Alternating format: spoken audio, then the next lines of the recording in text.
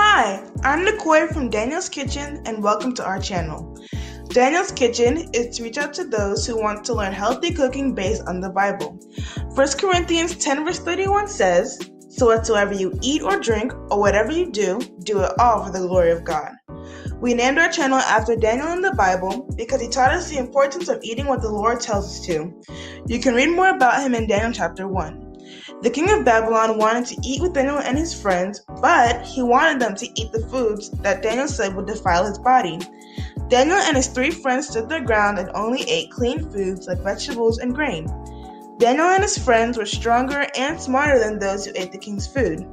On this channel, there will be some foods that we will not cook because we will adhere to the dietary laws God has laid out before us in Leviticus 11.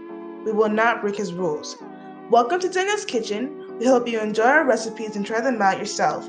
Have a good day and God bless.